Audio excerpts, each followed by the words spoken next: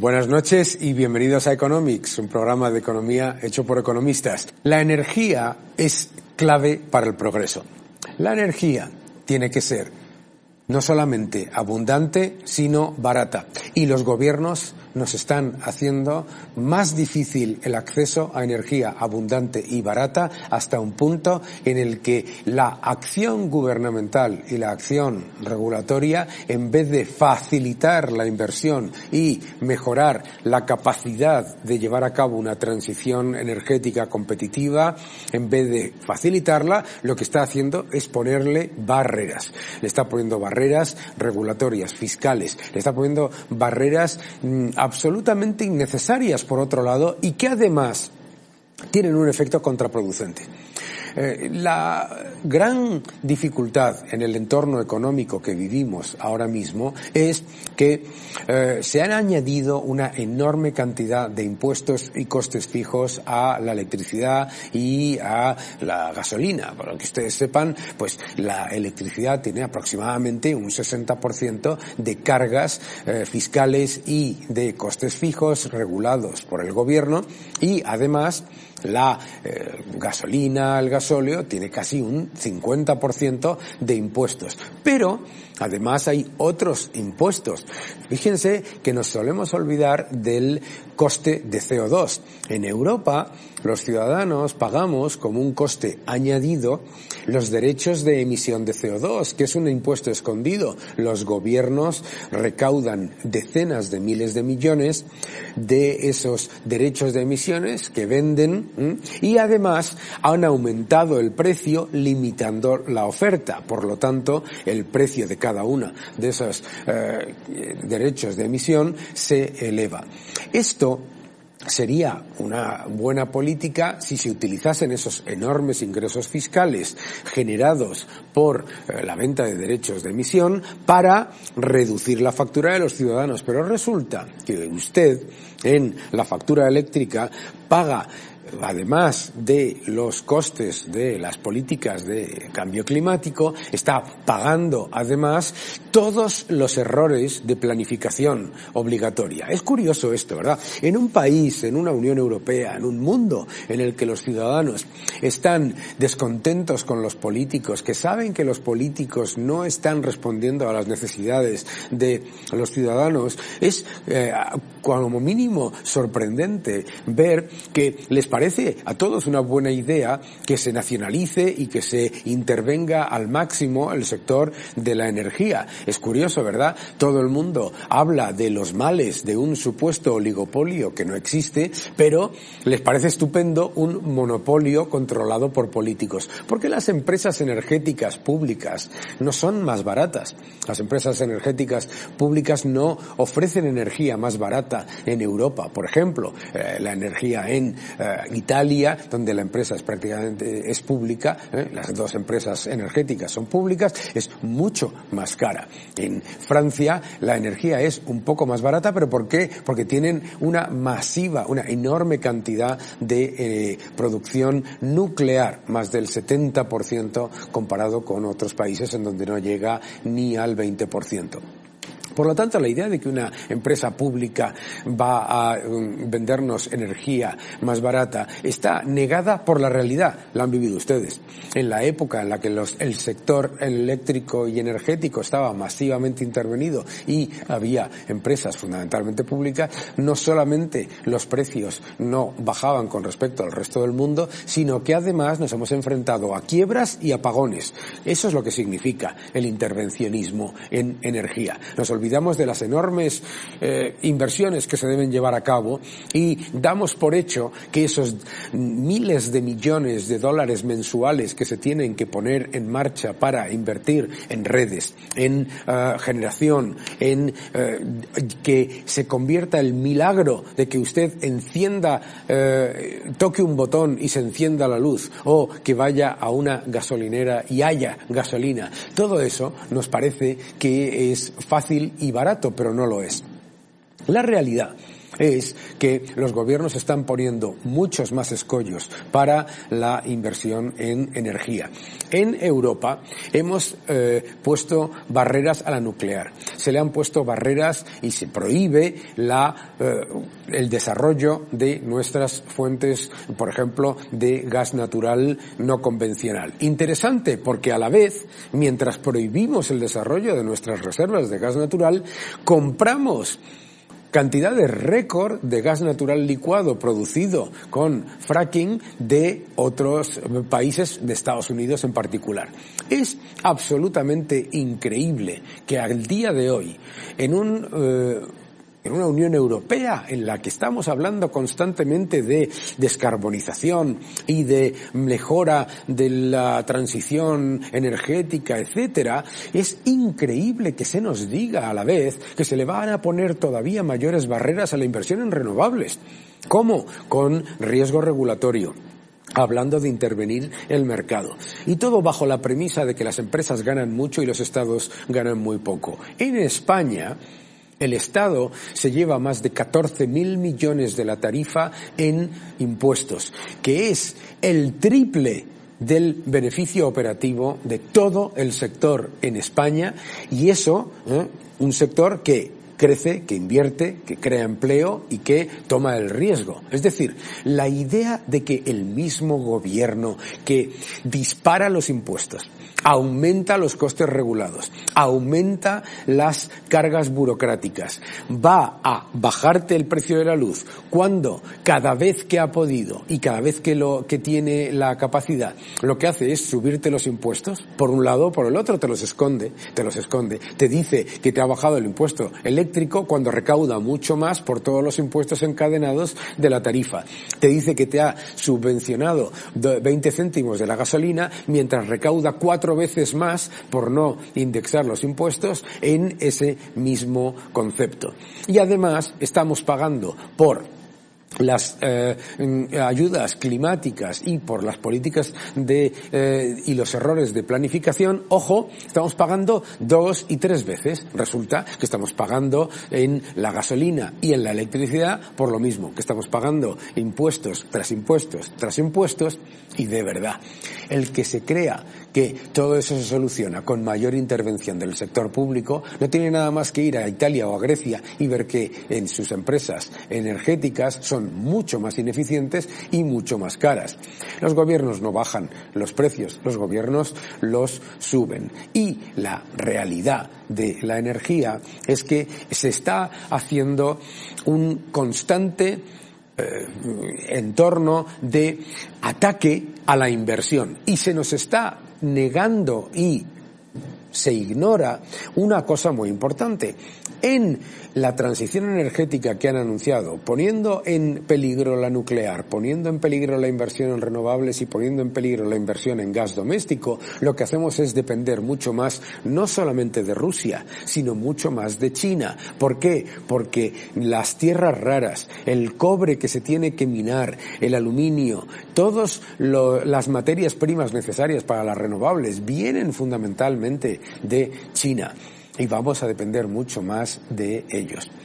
Una empresa pública energética no es una empresa que ofrezca servicios más baratos. Una empresa pública es una empresa gestionada por políticos. Y una empresa con gestión política lo que siempre genera es mayores ineficiencias, mayores costes y, además, peor servicio. Y todo ello, cuando se equivoca, lo paga usted en mayores impuestos. Bienvenidos a Economics y vamos a un corte rápido antes de entrar en detalle. Que se acaba el petróleo, que se acaba el petróleo, ¿eh? ¿Cuántas veces han escuchado esto de que se va a acabar el petróleo y que la situación de los combustibles fósiles, etcétera, son un desastre? Yo escribí un libro con mi querido amigo Diego Parrilla, que se llama La madre de todas las batallas, en el que desmontábamos los mitos de eso que se llamaba el final del petróleo, ¿no? Para que se hagan ustedes una idea. si hiciésemos caso a esas personas que identificaban el final del petróleo inminente, hace alrededor de 22 años que nos hemos quedado sin petróleo, sin agua, sin gas, sin carbón y sin trabajo. Tengo el enorme honor de poder charlar un segundo, que nos ha enviado un par de vídeos, mi querido amigo Juan Ramón Fernández Arribas, que es ingeniero de minas y además una de las personas que más sabe de petróleo. Yo tuve el honor de trabajar con él unos años en el sector energético y mantenemos una fantástica amistad. Juan Ramón Fernández Arribas, como digo, es ingeniero de minas y experto en energía, asesor de algunas de las mayores empresas energéticas del mundo, y me gustaría preguntarle exactamente por eso.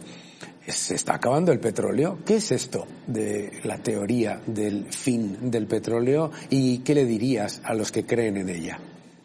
Hola Daniel, buenas tardes. Me preguntas qué diría a los que defienden la teoría del fin del petróleo, el famoso peak oil. Bien, lo primero que les diría, y casi empiezo por el final, es que el peak oil, tal y como se definió cuando se gestó y alumbró esta teoría, es un fiasco. Cuando el geofísico tejano Marion King Hubbert formuló esta teoría en 1956, él entonces trabajaba para Shell, predijo, con la ayuda de un modelo matemático propio, que ya que el petróleo es un recurso finito, y eso es cierto, pronto se llegaría a su límite o pico de extracción, simplemente por agotamiento de las reservas. Haber estimó que ese pico llegaría en la década de los 70, pero la producción seguía subiendo, entonces en la década de los 80, y después en los 90. El pobre Haber falleció en 1989. No solo no vio su peak oil en vida, peor aún, si siguiera entre nosotros, habría comprobado que las reservas probadas de petróleo, que entonces se estimaban en unos 190.000 millones de barriles, ahora que han transcurrido ya casi 70 años desde entonces y se han extraído miles de millones de barriles, pues resulta que las reservas remanentes se estiman aún en 1,8 billones de barriles. 1,8 millones de barriles. Esto supone 9 veces más que entonces. ¿Qué pasa? Pues la realidad es que se sigue descubriendo y desarrollando más petróleo que el que se produce. La producción tampoco ha llegado aún a su pic, pues ha ido creciendo año tras año desde los 13-14 millones de barriles diarios que se extrajeron en 1956 hasta los 96 millones de barriles diarios que se han producido el año pasado, en el 2022. Solo ha dejado de crecer en 2020-2021, pero ha sido por contraerse la demanda debido a la crisis del COVID. Y es que el pic de la producción dependerá de la demanda. Cuando el petróleo, la demanda de petróleo empiece a estabilizarse y después a decrecer por sustituirse una parte sustancial de él por otra forma de energía o de materia prima alternativa, entonces es cuando se alcanzará el famoso peak oil. Pero mucho más tarde de lo que Haber predijo y por causas totalmente diferentes. Patrick Pouyanné, que es el presidente ejecutivo de la compañía francesa Total Energies, ha dicho que, aunque el petróleo seguirá siendo necesario, el pic de producción se alcanzará probablemente entre 2030 y 2040. O sea, más de 70 años después de la previsión inicial de Haber, y simplemente por cuestión de demanda. Y es que el papel y los modelos matemáticos erróneos aguantan todo, pero la realidad se impone finalmente. Haber ya ha puesto, también se aventuró en 1962, o sea, 6 años después de lanzar su teoría del peak oil, a la teoría del peak gas, el pico del gas. Bien, no quiero hacer más sangre, simplemente decir que las reservas actuales de gas son 4 veces mayores que las que se estimaban entonces, y la producción, al igual que ha pasado con el petróleo, ha subido año tras año, también excepto durante la crisis del COVID por caída de la demanda. La producción actualmente es 5 veces la que teníamos en el año 1962, cuando lanzó la teoría del peak gas. El jeque saudita Yamani, que fue uno de los cofundadores de la OPEP y sabía mucho de petróleo, lamentablemente falleció en 2021, ya lo dijo en 1973, hace medio siglo. Le preguntaron en una reunión por el fin de la era del petróleo y sentenció: la edad de piedra no terminó porque nos quedáramos sin piedras. En fin, creo que el mensaje a los defensores del peak oil y también del peak gas es claro. Espero. Me temo que incluso es demoledor. Lo siento. Gracias, Daniel. Es que es muy importante entenderlo. El último barril de petróleo no valdrá millones de dólares, valdrá cero. En el instante en el que de verdad hubiese alguna indicación de problemas de acceso a reservas abundantes, baratas y además atractivas de invertir, obviamente ya se habría creado todo el engranaje de las alternativas, y es lo que estamos viendo, lo que estamos en el mundo de la energía. Estamos constantemente invirtiendo en alternativas que van saliendo adelante. El petróleo sustituyó al aceite de ballena porque era mucho más fácil de almacenar, mucho más fácil de producir y mucho más barato. Y al petróleo, el gas, lo sustituirán otras tecnologías cuando sean mucho más fáciles de almacenar, mucho más fáciles de producir y sean mucho más baratas. La tecnología. Nunca apuesten contra el ingenio humano, que los defensores de la teoría esta del peak oil, además de equivocarse siempre, se equivocan en el precio, se equivocan en la eficiencia, se equivocan en la cantidad, porque como bien decía, además, decenas de ingenieros que han trabajado en el sector, las reservas de petróleo se van rellenando a medida que el petróleo se va formando en las distintas capas de la Tierra. El petróleo no es estático, no es una cantidad toda la que hay y ya está. Hay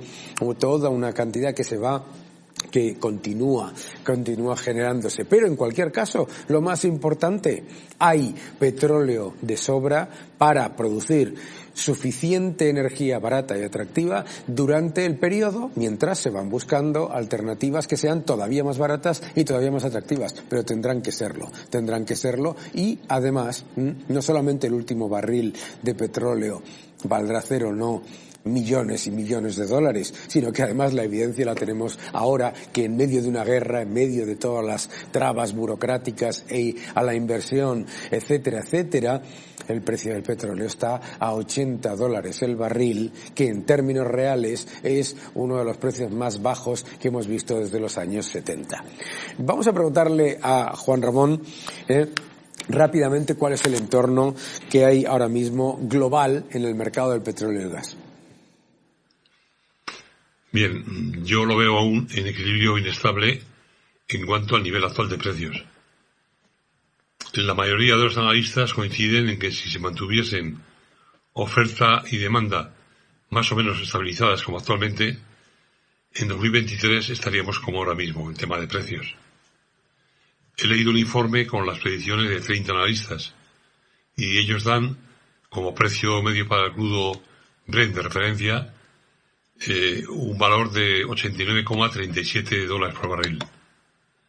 La verdad es que los 37 centavos me suenan un poco a chiste. Pero bueno, es la media aritmética que resulta. Para mí, el entorno de los $90 por barril para el próximo año, para 2023, bueno, para este año, que ya hemos empezado, me parece razonable. Aunque en los pocos días que llevamos de año, la media está algo por debajo, en torno a los 80, 82 dólares por barril. El difícil equilibrio actual de oferta-demanda y por consecuencia de precios se puede romper desde mi punto de vista por dos causas principales.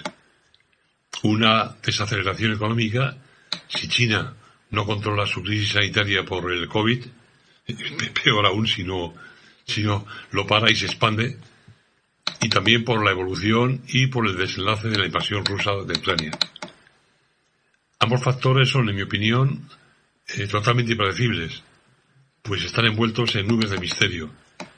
El misterio del críptico gobierno chino y el misterio del inescrutable Putin. Pero creo que se pueden anticipar algunos posibles efectos. En China, si no controlan el COVID, la demanda de crudo y de gas se reducirá, con mayor e inmediata incidencia en el crudo.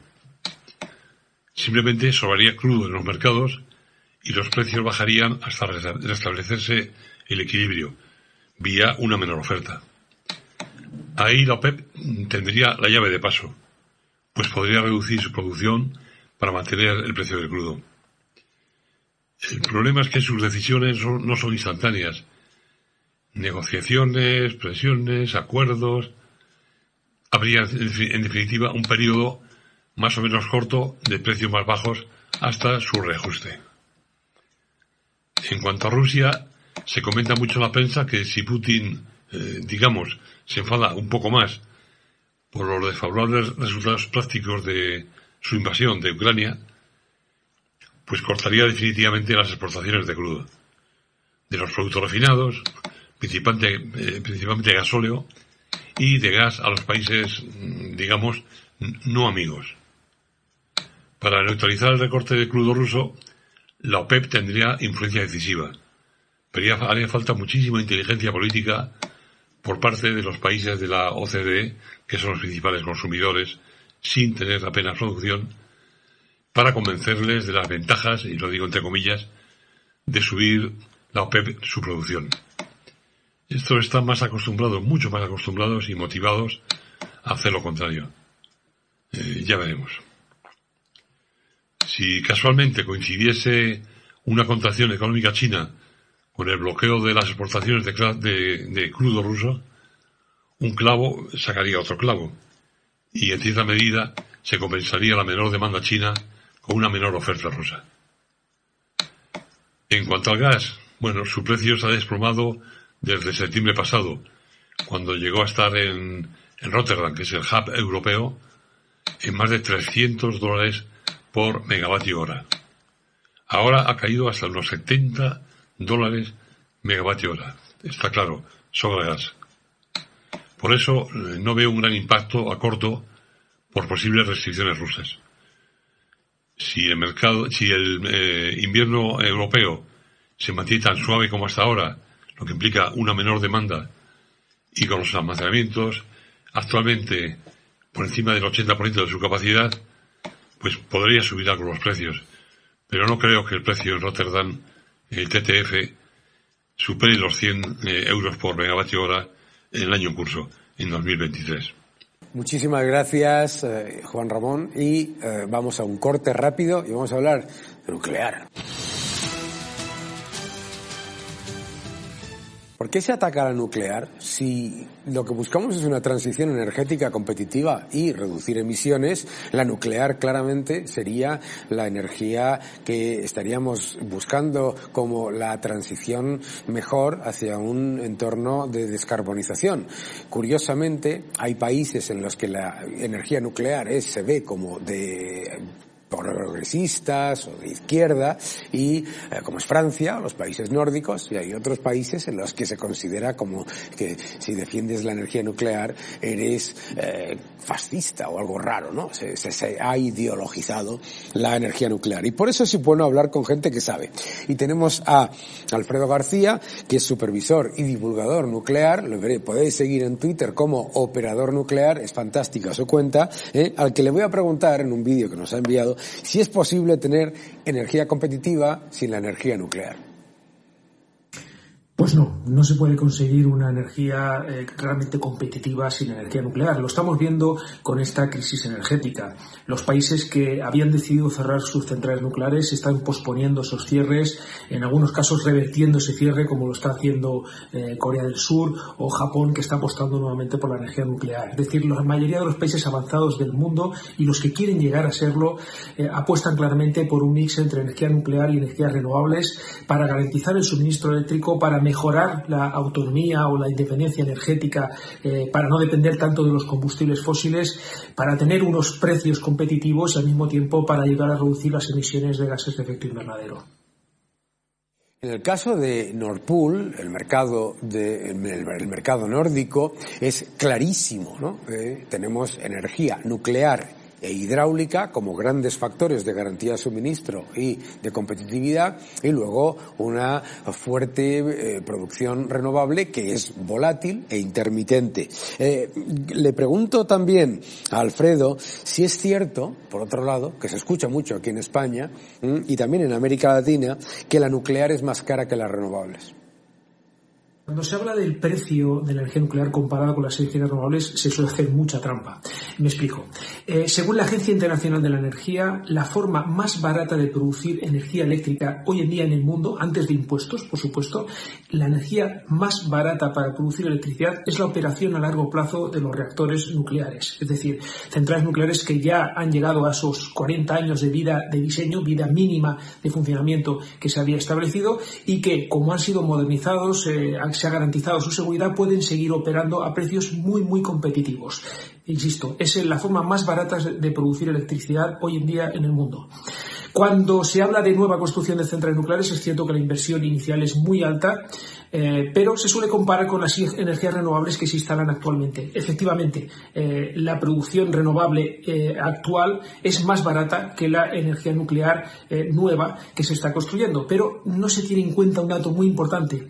La energía nuclear proporciona energía constante las 24 horas del día. Tiene un factor de carga, es decir, la cantidad de horas que puede funcionar al 100%, de más del 90%. Si lo comparamos con la energía solar, nos vamos al 20% y en torno al 30% o 35% en la energía eólica. ¿Eso qué significa? Que esas energías, para poder compararlas con la energía nuclear, necesitamos garantizar también ese suministro, ese complemento que necesitan para igualar ese 90% de la energía nuclear. Si lo hacemos con gas natural, el precio tan barato de las renovables ya no nos sale. Es decir, que mi apuesta claramente es energías renovables con ese respaldo de la energía nuclear. Insisto, no es solo mi apuesta, es la apuesta de los principales organismos internacionales y de la Agencia Internacional de la Energía. Es clave entender la importancia de la seguridad de suministro. Las renovables funcionan entre el 25 y el 30% del tiempo. La energía ahora mismo no es posible almacenarla, y almacenarla costaría, si se pudiera conseguir, una enorme cantidad de minería, de litio, etcétera. Pero es importante, por lo tanto, tener un mix energético competitivo y que garantice el suministro. Y por eso hacen falta energías de base, la nuclear, también la hidráulica y, por supuesto, el gas natural como respaldo a unas renovables que están en fase de crecimiento. ¿Por qué es esencial la nuclear y qué hacemos con los residuos?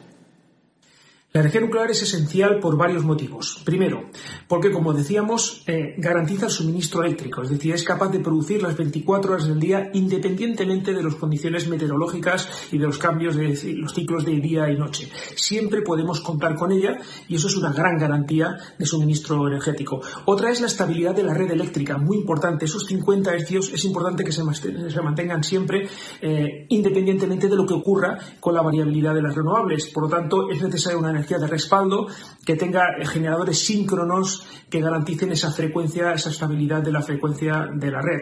Y al mismo tiempo también reduce la dependencia de los combustibles fósiles porque tiene la ventaja de que no emite gases de efecto invernadero y además podemos almacenar una enorme cantidad de energía que la estamos suministrando durante ciclos de año y medio o 2 años, que es lo que están funcionando las centrales nucleares antes de volver a recargar. Sobre los residuos radiactivos, lo que se hace es almacenarlos con seguridad seguridad, según los mayores estándares internacionales, el gran consenso científico y tecnológico sobre el almacenamiento seguro de los residuos radiactivos es el almacenamiento geológico profundo, es lo que está haciendo Finlandia. Va a abrir ya está prácticamente construido, su almacén geológico profundo probablemente este año 2023 o quizá el 2024. Esa es la solución de consenso para almacenar con seguridad los residuos radiactivos sin riesgo para la población y para el medio ambiente. Pero hay un dato que creo que es muy importante. Ya se están reciclando residuos radiactivos en varios países. Francia lo hace parcialmente, pero Rusia y China ya tienen reactores nucleares de cuarta generación que son capaces de reciclar el combustible usado, es decir, aprovechar los recursos, esos residuos los convierten en unos recursos y por lo tanto estamos matando dos pájaros de un tiro. Es decir, estamos aprovechando esa energía y estamos produciendo energía baja en emisiones. Por lo tanto, existe solución tecnológica para los residuos radiactivos. Lo que es más complicado es que haya solución política, porque ya sabemos que a veces una cosa no va con la otra. Gracias, Alfredo. Y vamos a un vídeo de transición y hablamos sobre energía.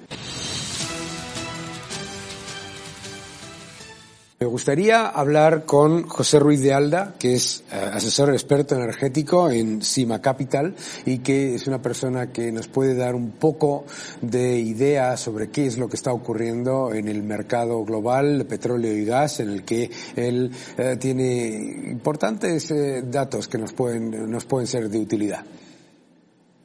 ¿Cómo estás? Hola, Daniel, encantado de estar aquí con vosotros.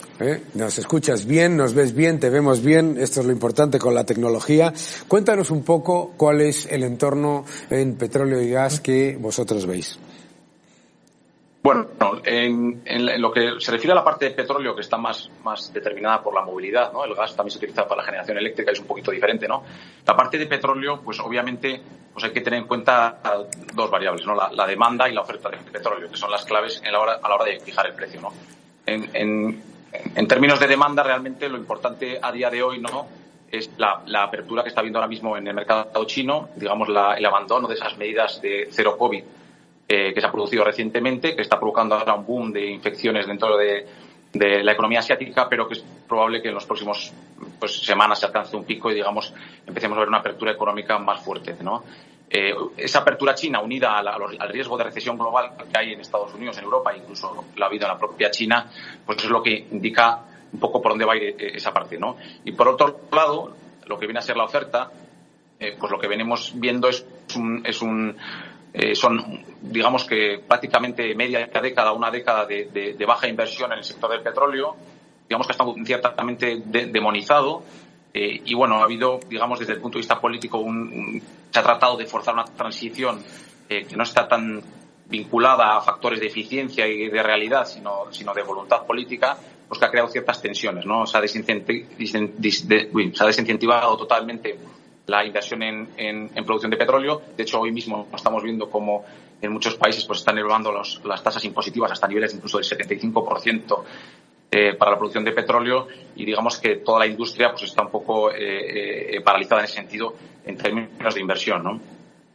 Sí, yo creo que ese es un factor clave, el nivel de infrainversión en el sector de petróleo alcanza los 600.000 millones de dólares anuales por diferentes factores, incluida la interferencia o la intervención por parte de gobiernos en la financiación de proyectos y las trabas burocráticas y legales, y claramente eso está poniendo un mayor nivel de tensión en el mercado. Cuando ves el entorno, parece que en el año 2022 claramente hemos evitado el riesgo de suministro en Europa, pero ¿cómo ves el entorno de cara al año 2023 en cuanto a gas y la seguridad de suministro? Bueno, en el caso del mercado europeo de gas, obviamente nuestros televidentes entenderán que ha habido un cambio brutal, ¿no? Gran parte del gas que se importaba en Europa provenía de Rusia, y obviamente todo el efecto de la guerra de Ucrania pues ha provocado un cambio total, ¿no? En parte por la explosión y la avería de gasoductos como el Nord Stream. Eso provoca que cadenas de suministro de gas que han sido construidas durante décadas y están perfectamente preparadas para la demanda y para la oferta que había en Europa, pues se hayan, digamos, desconfigurado totalmente, ¿no? Entonces, en ese sentido, Europa ahora mismo depende de gas de otras regiones, depende de importar gas vía gas natural licuado, transportado vía barco, pues de Estados Unidos, de Qatar, de otros mercados, y eso ha generado una tensión enorme, ¿no? Porque son mercados que no estaban acostumbrados a ese volumen de demanda tan fuerte desde Europa, ¿no? Entonces, realmente, a pesar de que pudiera terminarse la guerra y hubiera paz dentro de poco, a pesar de que de cualquier situación, digamos, que se pueda considerar optimista en ese sentido, pues parece difícil que se vaya a solucionar la situación y se vuelvan a precios a los precios que había, digamos, hace un par de años, en los próximos 2-3 años. No por nada, sino porque los países europeos, por un lado, ya no quieren tener tanta dependencia de Rusia, incluso aunque se alcanzara una paz en el futuro próximo, pues obviamente no van a querer tener la misma dependencia para no estar tan atados de manos el día de mañana. Por otro lado, infraestructuras dañadas, que eso no se soluciona de un día para otro, y eso evidentemente va a generar una tensión que va a seguir durando, ¿no? Que no es algo que se vaya a solucionar de un día para otro, ¿no? Y eso hay que unir al digamos, el clima que haya, ¿no? En este caso estamos viviendo un invierno que climatológicamente es muy favorable en Europa, con temperaturas bastante suaves, y está favoreciendo a que realmente se haya atenuado un poco la crisis, ¿no? Pero aún así los precios actuales, que han caído de más de 300 el TTF a prácticamente 60, aún así estamos hablando de precios muy, muy por encima de la media de los últimos 10 años, ¿no?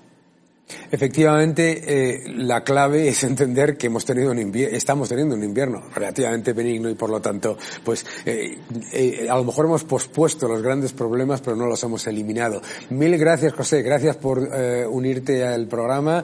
Estás en tu casa, contaremos con tu opinión dentro de relativamente poco, porque estos temas siempre son interesantes. Gracias por venir a Economics. Gracias a ti, Daniel. Y nosotros nos vamos a 2 anuncios esenciales, no se los pierdan bajo ningún concepto, porque pasamos lista y volvemos. Vamos a charlar con Iván Campuzano. Bienvenidos de vuelta a Economics. Seguimos hablando sobre energía en este especial en el que hemos visto las opiniones en el sector nuclear, en el sector de petróleo y gas, y conviene entender también el impacto que tiene todo este entorno en las empresas. A mí me gustaría enseñaros un gráfico. Porque yo me paso todo el día en los medios de comunicación y escucho al gobierno decir una y otra vez que en España ellos han bajado el precio de la luz, etcétera, etcétera, y que el precio de la luz en España es mucho más barato. La realidad es que si vemos este gráfico que muestra el precio de la luz en términos de la renta de los ciudadanos, España es uno de los países que tiene el precio más elevado. No solamente que tiene el precio más elevado en cuanto a la renta, sino que es que, claro, volvemos a lo de siempre. Se ha utilizado un subterfugio para reducir el IPC, que es el tema del tope del gas. El tope del gas no deja de ser una subvención al gas. El gobierno no topa los precios, a ver si lo entendemos. El gobierno no topa los precios, ¿no? El gobierno le hace una subvención al sector gasista y esa subvención nos la pasa a todos en la factura, los que teníamos contrato libre y los que no, a todos, y por lo tanto nos sube el precio a todo el mundo. Los gobiernos no topan los precios, por Dios. Los que nos veis, espero que ya lo tengáis tatuado en el cerebro. Tenemos a mi buen amigo Iván Campuzano. ¿Cómo estás? Muy buenas tardes, Daniel. Muy bien, bueno, bienvenido a Economics, es tu casa. Cuéntanos un poco cómo le afecta a las empresas, ¿no? Tú estás en el sector farmacéutico, y las empresas están muy afectadas por el entorno de los precios no solamente de la energía, sino también de las tierras raras que son esenciales para las renovables. Efectivamente, muchas veces cuando hablamos de tierras raras todos nos acordamos de esos profesores de química, ¿no?, que nos hacían aprendernos la tabla periódica, pero que muchas veces decías, bueno, esos no hace falta aprendérselos, pero desgraciadamente en nuestro día a día cada vez son más y más necesarias. Incluso podríamos decir que las utilizamos diariamente y no nos damos cuenta ni siquiera de su uso. Y claro, no hay nada peor para la economía o para un sistema de no ser consciente de la necesidad de algo y luego de repente desaparece y dices, ¿qué ha pasado? ¿Por qué estoy así? ¿Y cómo llegó a una solución? ¿No? Porque, por ejemplo, para las tierras raras, día a día, la gente que, por ejemplo, se tiene que hacer operaciones para temas relacionados, por ejemplo, con el cáncer, un tema muy sensible y que todos pues estamos muy concienciados de ellos. Muchos de los medicamentos relacionados con ellos tienen que ver con esas tierras raras. Y se llaman raras no porque su nombre sea extraño, que muchas veces lo es, sino también porque tienen su dificultad, ¿no?, para poderse encontrar y sobre todo sus precios de extracción son muy altos. Claro, cuando un precio de extracción es alto y encima a su vez le sumamos la situación macroeconómica actual, pues ya es la situación o digamos la tormenta perfecta. Uno de los mayores países en tierras raras es China. Y además China controla muchos de los países que también las tienen fuera de sus fronteras, que son los países africanos. Entonces, claro, ¿cuál es el problema? Que si la política de China es proteccionista ahora mismo, o la situación ahora mismo es muy proteccionista con todo lo que hemos vivido con el tema del COVID y con todo el tema, pues que ahora mismo han sido el último gran país, ¿no?, estar encerrado con esas políticas, ¿qué es lo que ha ocurrido? Que ha habido unos problemas de suministro muy importantes. Y claro, en la nuclear, que yo he escuchado a unos especialistas, una tierra rara se le considera también al uranio. ¿Qué ha pasado con el uranio? Porque uno de los mayores productores de uranio era Rusia, ya no se les puede comprar. África, que también, por ejemplo, en el caso pues que teníamos de Mali, pues nos han echado y hemos tenido que irnos de que estamos ahí como un país pacificador entre Francia y varios países de la OTAN, pues nos hemos tenido que ir pues porque ahí Rusia también ha hecho presión. Entonces, digamos que al final en todo el interés geoestratégico esas tierras raras no solamente están en la parte energética, están en nuestro día a día, están en los móviles, nuestra famosa batería del móvil también es una tierra rara. Entonces, claro, no somos conscientes de la importancia que tienen y cómo nos afectan en el día a día. No somos conscientes porque pasa una cosa que se ha introducido en el imaginario público y desde el poder político, que como si las renovables se hiciesen del aire, ¿no?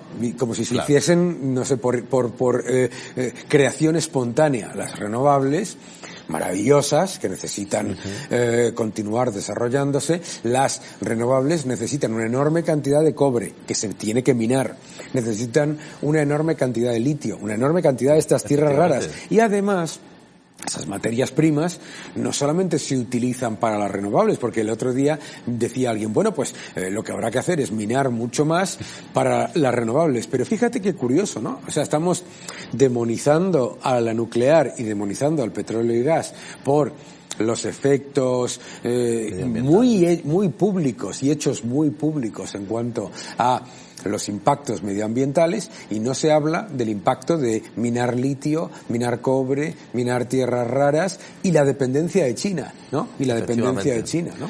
Efectivamente, de hecho, si nos vamos a la producción, por ejemplo, en este caso, pues hay uno muy famoso porque incluso han salido películas, el famoso coltán, ¿no? Sí. Que claro, lo utilizamos en nuestro día a día y lo seguimos utilizando en nuestro día a día y todos sabemos de dónde sale. Entonces, no nos podemos llevar las manos a la cabeza porque al final nosotros necesitamos esas materias primas para vivir y por lo tanto sería tonto por nuestra parte para avanzar como sociedad, porque también recordemos que muchas de estas energías renovables para su desarrollo, cuando empezaron por ejemplo las placas solares, etcétera, son necesarias. ¿Por qué? Porque son los mejores materiales que hay, pues digamos, para empezar todos esos proyectos. ¿Que luego se optimizan? Por supuesto que se optimizan, solamente tenemos que ir a los coches. Cuando vemos un coche que se producía hace 40 años, el 80% de lo que era el coche era pues la típica maquinaria, ¿no?, que conocemos. Al día de hoy, más de la mitad del coche es microchips y electrónica. Es decir, ¿y qué son esos microchips?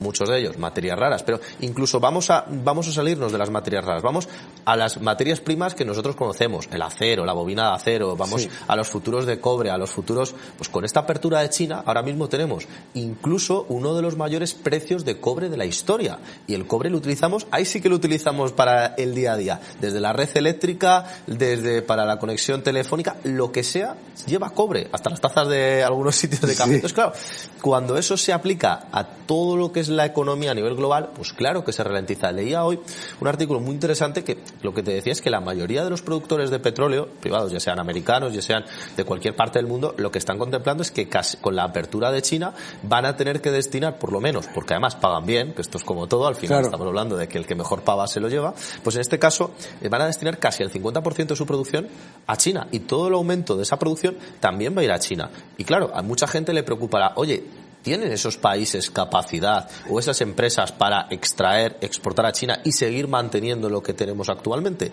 La respuesta yo creo que es que sí. ¿Por qué? Porque tan solo si vemos la volatilidad semanal de los barriles de petróleo, estamos hablando de que hay una volatilidad semanal o una capacidad de producción a máximos, pues de cada semana de cerca de 30 millones de barriles de petróleo. Esto estamos hablando de entre los que entran más los que están, por lo tanto incluso la capacidad es mayor. Por lo tanto, yo no tendría esa preocupación de que vaya a subir el precio del petróleo de una manera descarada por la apertura de China.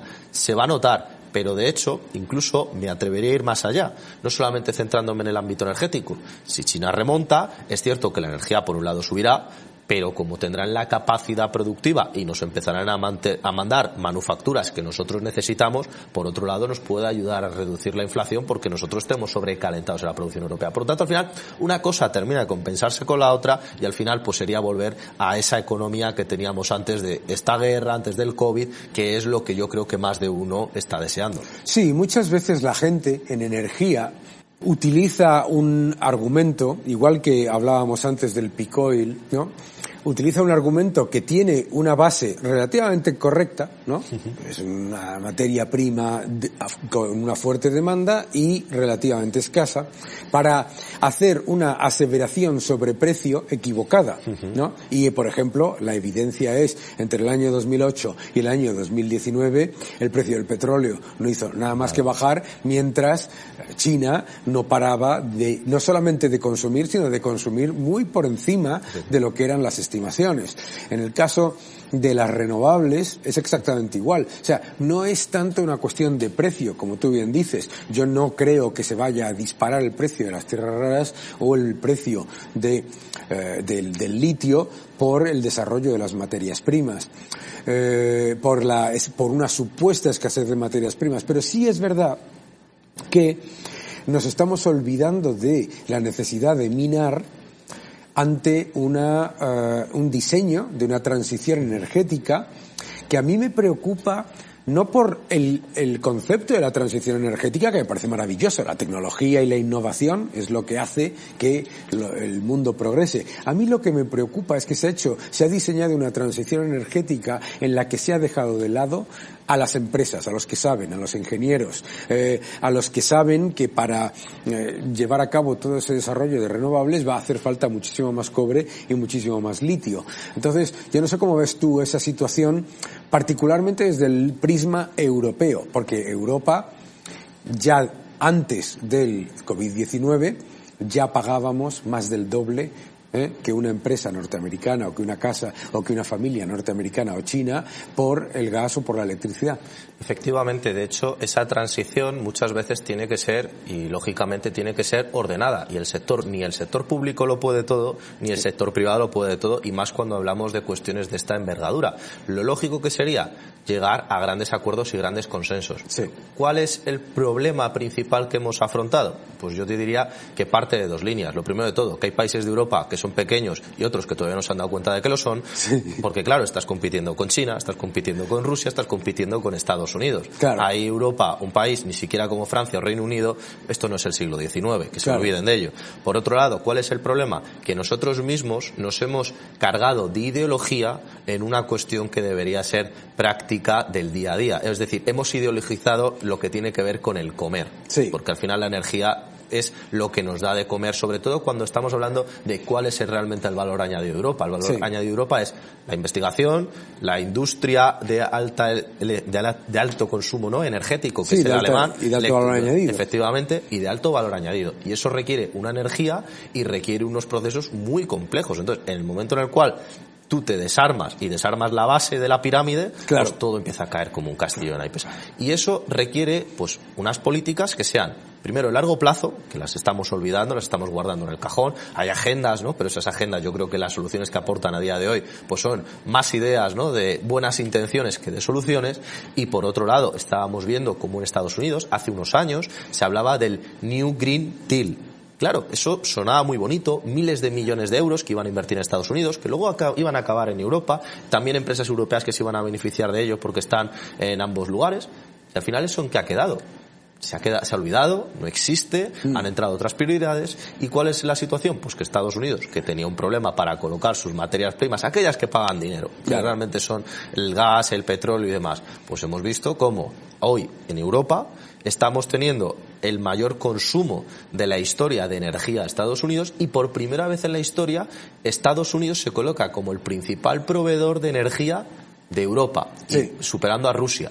Entonces, ¿cuál es la situación? Pues que Estados Unidos no nos ha dado soluciones, simplemente nos hemos cambiado de un proveedor de un lado a otro, Europa paga la energía mucho más cara que antes, los europeos somos más pobres, y si dijéramos hemos aprendido algo y por lo menos en los próximos años vamos a dejar de depender de los americanos y los rusos, pero es que las políticas no van en esa dirección, desgraciadamente. Claro, no solamente van en la dirección contraria. O sea, es alucinante que ante la evidencia de la dependencia de Rusia, de China y de Estados Unidos que se ha ido manifestando en todo este proceso, en vez de rediseñar la transición energética con las empresas y sabiendo que tienes que contar con todas las tecnologías, con la nuclear, con la hidráulica, con el gas, y desarrollar nuestras propias reservas, lo que se ha hecho ha sido lo contrario.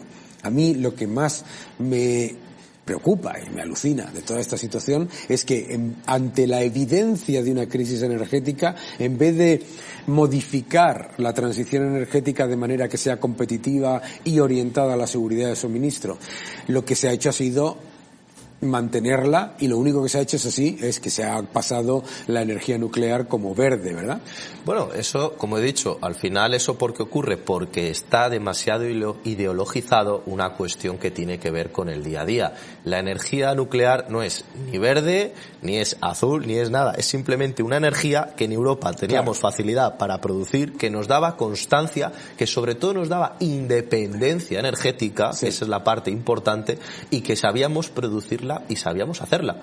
Y hemos dejado de producirla, de hacerla, la hemos demonizado. ¿Por qué? ¿Qué ganábamos con ello? Nada. ¿Echarnos en manos de los rusos? Claro. ¿Echarnos en manos de los americanos? ¿En qué hemos ganado los europeos? ¿En qué hemos ganado el ciudadano de a pie en nuestro día a día con estas políticas? Claro.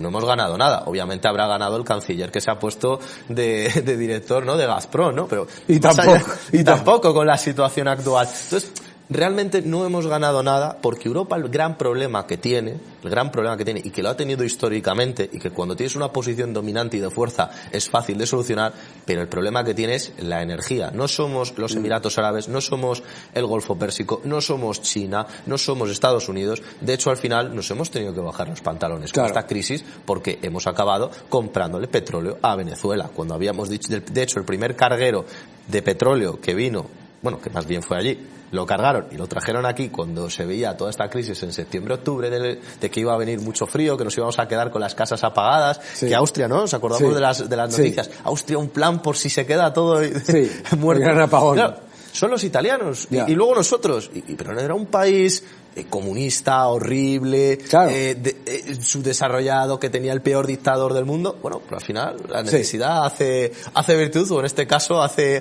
amigos compañeros de viaje extraños, ¿no? Pues sí, pero lo malo, como estábamos comentando, lo malo, señores, es que en vez de aprender de los errores, multiplicamos los errores. Las energías renovables son esenciales para una transición energética competitiva, pero siempre teniendo en cuenta que hay que tener un mix suficientemente seguro y suficientemente diversificado para que las renovables, que funcionan un 25 o 30% del tiempo, puedan continuar fortaleciéndose y desarrollándose, y además contemos con encender la luz y que funcione el interruptor. Sigan defendiendo la libertad. Nos vemos la próxima semana.